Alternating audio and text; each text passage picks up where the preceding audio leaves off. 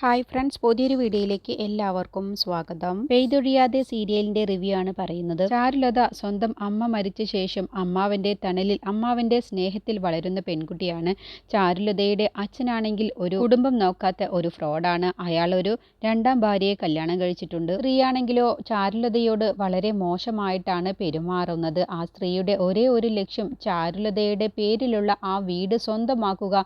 ആ സ്ത്രീക്ക് ഒരു കുട്ടിയുണ്ട്, ഒരു പെൺകുട്ടിയുണ്ട്. ആ പെൺകുട്ടിയുടെ പേരിലോ അല്ലെങ്കിൽ ആ സ്ത്രീയുടെ പേരിലോ ആ വീട് സ്വന്തമാക്കുക എന്നുള്ള ലക്ഷ്യം മാത്രമാണ്. ചാരുലതയുടെ അച്ഛൻ ശാന്തപ്പൻ അതിനുവേണ്ടി രണ്ടാനമ്മ പറയുന്ന എല്ലാ ദ്രോഹത്തിനും കൂട്ടുനിൽക്കുകയും ചാരുലതയെ കഴിയുന്നിടത്തോളം ദ്രോഹിക്കുകയും ചെയ്യുന്ന ഒരാളാണ് ശാന്തപ്പൻ. ചാരുലതയെ നെഞ്ചോട് ചേർത്ത് സ്വന്തം മകളായി സ്നേഹിക്കുന്ന ബാലമാമ, അമ്മ മരിച്ച ശേഷം ബാലമാമയാണ് ചാരുലതയെ എല്ലാത്തിനും സഹായിക്കുന്നത്. ചാരുലതയുടെ അമ്മയുടെ പേരിൽ ബാലമാമ വാങ്ങിച്ചു കൊടുത്ത വീടാണത്. അത് പിന്നെ അമ്മ മരിച്ച ശേഷം ആ വീടും സ്ഥലവും ചാരുലതയുടെ പേരിലാണ്. ആ ഒരു വീടും സ്ഥലവും കണ്ണുവെച്ചിട്ടാണ് ശാന്തപ്പന്റെ രണ്ടാം ഭാര്യ നടക്കുന്നത്. ശാന്തപ്പന്റെ രണ്ടാം ഭാര്യയിൽ ഉണ്ടായ പെൺകുട്ടി അത് ചാരുലതയോട് അത്രമാത്രം സ്നേഹവും ബഹുമാനവും ഉള്ള കുട്ടിയാണ്. ചാരു ചേച്ചിയോട് കല്ലുവിന് അത്രമാത്രം സ്നേഹവും ബഹുമാനവുമാണ്. ചാരുലത സ്വന്തം കാലിൽ നിൽക്കാൻ വേണ്ടി ചാരുലത സ്വന്തമായി ഒരു ബിസിനസ് നടത്തി വരുന്നുണ്ട്. ഡ്രസ്സുകളെല്ലാം തന്നെ ഹോൾസെയിൽ ആയിട്ട് വാങ്ങിയിട്ട് അത് എല്ലാ വീടുകളിലും ചെറിയ വിലക്ക്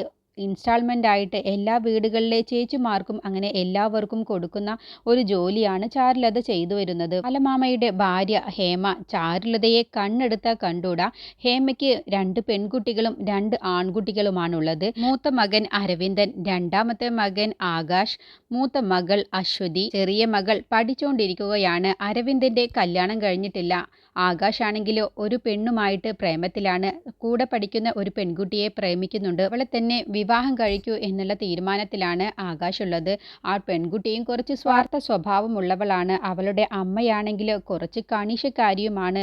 മകളെ കല്യാണം കഴിക്കാൻ വരുന്ന പയ്യനെ കുറിച്ച് കുറച്ച് ഡിമാൻഡുകളും കാര്യങ്ങളും ഉണ്ട്. ഈ ഡിമാൻഡുകൾ അംഗീകരിക്കുന്നവന് മാത്രമാണ് എൻ്റെ മകളെ ഞാൻ വിവാഹം കഴിച്ചു കൊടുക്കൂ എന്നുള്ള തീരുമാനത്തിലാണ് ആ പെൺകുട്ടിയുടെ അമ്മയുള്ളത്. അങ്ങനെ എല്ലാ ദിവസവും മാട്രിമോണിയിൽ ഓരോ പയ്യന്മാരെയും സെലക്ട് ചെയ്ത് ഓരോ ഇൻ്റർവ്യൂ നടത്തിയ ശേഷമാണ് അതിൽ നിന്നും എനിക്ക് ഇഷ്ടപ്പെട്ട ഒരു പയ്യനെ എൻ്റെ മകൾക്ക് വിവാഹം കഴിച്ചു കൊടുക്കൂ എന്നുള്ള തീരുമാനത്തിലാണ് ആ അമ്മയുള്ളത്. അങ്ങനെ അവളുടെ അമ്മയ്ക്ക് ഇഷ്ടപ്പെടാൻ വേണ്ടി ആകാശിൻ്റെ ഒരു പ്രൊഫൈൽ പിക്ചറും കാര്യങ്ങളും മാട്രിമോണിയിൽ ഉണ്ടാക്കുകയാണ്. അതും എല്ലാ തരത്തിലും എൻ്റെ അമ്മ ആഗ്രഹിക്കുന്നത് പോലെ തന്നെ ഉള്ള ഒരു പയ്യനാവണം എന്നുള്ള ആ ഒരു ചിന്തയിൽ എല്ലാ തരത്തിലും അമ്മയുടെ അതേ ആഗ്രഹങ്ങൾ മനസ്സിലാക്കിയിട്ടാണ് ആകാശിൻ്റെ പ്രൊഫൈലിൽ എല്ലാതും ഇൻക്ലൂഡ് ആക്കിയിട്ടുള്ളത്. അങ്ങനെ ഇനി ആകാശിനെ ഇൻ്റർവ്യൂ ചെയ്യുന്നുണ്ട് ആ പെൺകുട്ടിയുടെ അമ്മ. അങ്ങനെ ആകാശിന് ഒരുപാട് ഇഷ്ടമാവാണ്. ആകാശിൻ്റെ സംസാരവും പെരുമാറ്റവും ഓരോ തരത്തിലുള്ള പക്വതയോട് കൂടിയുള്ള സംസാരമൊക്കെ കേൾക്കുമ്പോൾ ആ പെൺകുട്ടിയുടെ അമ്മയ്ക്ക് ഒരുപാട് ഇഷ്ടപ്പെടുകയാണ് ആകാശിനെ. ആ സമയത്ത് ആകാശ് പറയുന്നുണ്ട്, എൻ്റെ വിവാഹം എന്തായാലും ഇപ്പം തന്നെ നടക്കില്ല. എൻ്റെ ഏട്ടൻ അരവിന്ദൻ്റെ വിവാഹം കഴിഞ്ഞ ശേഷമാണ് എൻ്റെ വിവാഹത്തെക്കുറിച്ച് ഞാൻ ചിന്തിക്കുന്ന കാര്യങ്ങളൊക്കെ ആകാശ് ആ പെൺകുട്ടിയുടെ അമ്മയോട് പറയുന്നുണ്ട് കേട്ടോ. അതൊക്കെ കേൾക്കുന്ന സമയത്ത് ആ പെൺകുട്ടിയുടെ അമ്മയ്ക്ക് ഒരുപാട് ഇഷ്ടമാവുകയാണ് ആകാശിനെ. അതുപോലെ ശാന്തപ്പൻ്റെ രണ്ടാം ഭാര്യയുടെ ഒരേ ഒരു ലക്ഷ്യം ആ വീടും സ്ഥലവും സ്വന്തമാക്കണം എന്നുള്ള ചിന്തയാണ്. അതിനുവേണ്ടി എല്ലാ തരത്തിലുള്ള കൂതറ സ്വഭാവങ്ങളും അവർ ശാന്തപ്പനെ കൊണ്ട് എടുപ്പിക്കുന്നുണ്ട് കേട്ടോ. അങ്ങനെ ശാന്തപ്പൻ്റെ ഭാര്യയ്ക്ക് ഒരു അനിയനുണ്ട്, ഒരു ആങ്ങളയുണ്ട്. അവനെ കൊണ്ട് ഇനി ചാരുലതയെ കല്യാണം കഴിപ്പിക്കണം എന്നുള്ള ഒരു തീരുമാനം കൂടി ആ ശാന്തപ്പൻ്റെ ഭാര്യ എടുക്കുന്നുണ്ട്.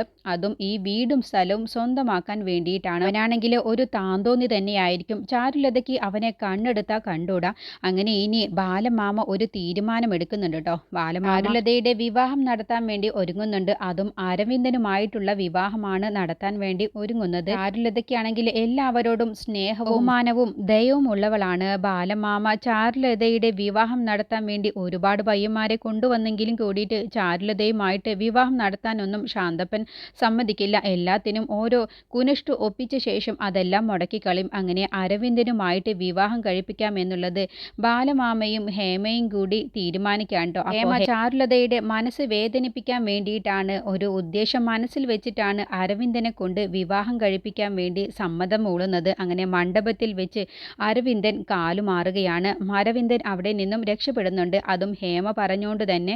ചാരുലത മണ്ഡപത്തിൽ വിവാഹം മുടങ്ങിയ ശേഷം പൊട്ടിക്കരയുന്ന സമയത്ത് ഒരാൾ പോലും ചാരുലതയെ വിവാഹം കഴിക്കാൻ വരാത്ത നിൽക്കുന്ന ആ സമയത്താണ് ഇനി നിവൃത്തിയില്ലാതെ ആകാശിനെ ചാരുലതയെ വിവാഹം കഴിക്കേണ്ടി വരികയാണ്. ആകാശ് ഒരു ദയയും നല്ല മനസ്സിൻ്റെ ഉടമയുമാണ്. അങ്ങനെ ആകാശും ചാരുലതയും തമ്മിലുള്ള വിവാഹമാണ് കേട്ടോ ഇനി നടക്കുന്നത്. അതോടുകൂടി ആകാശ് ഇഷ്ടപ്പെട്ടിരുന്ന ആ പെൺകുട്ടിയാണ് അറിയുന്ന സമയത്ത് ആകാശിൻ്റെ വിവാഹം ചാരുലതയുമായി കഴിഞ്ഞു എന്ന് അറിയുന്ന സമയത്ത് ഇനി പ്രശ്നങ്ങൾ ഉണ്ടാവാൻ വേണ്ടി ഒരുങ്ങുന്നത്.